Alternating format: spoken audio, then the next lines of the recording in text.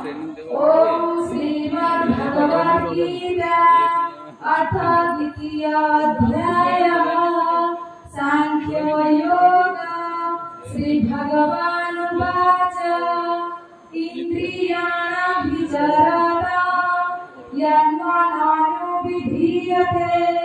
तदश्रहरति प्राज्ञां वायुर्नावमिदम्भसि।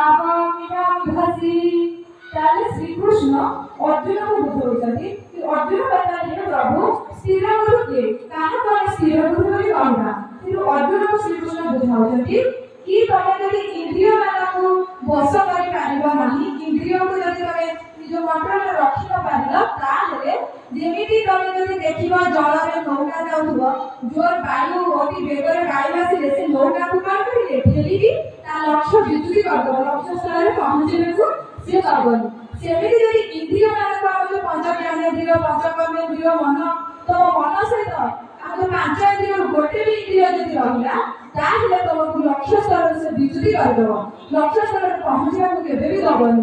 जेमिति कि हमरा जो इंद्रिय रहिला हम नासिका कर्ण जिह्वा चक्षु त्वचा एमिति धर क्लास में पाठ पढ़ा चलछि धीरे धीरे पिला बेला बुझ ना आज पढ़िबा को इच्छा हम पढ़िबनी काहे ना मन नै तार मन तो निज प्रशिक्षित नै तो मन को निजे कंट्रोल करि पारुनो तुमको विभिन्न माध्यम स्मार्टफोन को सुंदर भाव पढ़ा होछि किंतु तुम चक्षु को आउर जिंस देखा इच्छा होछि पाठ देखा इच्छा होछि काहे ना चक्षु तुम निज आयत नै तेरे को हमको इंद्रिय संयम करबा को हबो।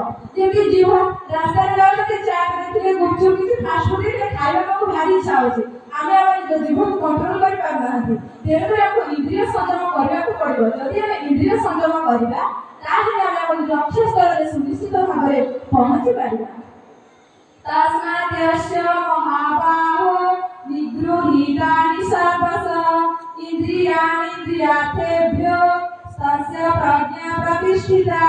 ताहे जो इंद्रिय रहिला इंद्रिय मानक संयम हम केमिति करि पारिबा जदि कृष्ण चेतनारे हम बुडी रहिबा कृष्ण को आराधना करिबा कर्म करि चलिबा ताहे हम इंद्रिय मानक संयम करि पारिबा।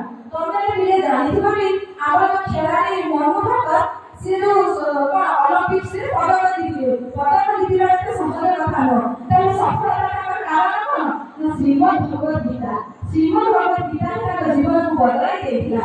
से टोकियो ओलंपिक रे हारि जिबा परे से श्रीमद् भगवद गीता को पाठ कले आ गीता रे से शिक्षा पाइले कि सबले कर्म करि चल ताहा विधि रे ताको भाबनी कर्म करि चल निश्चित लक्ष्य स्तर रे पहुंचबो।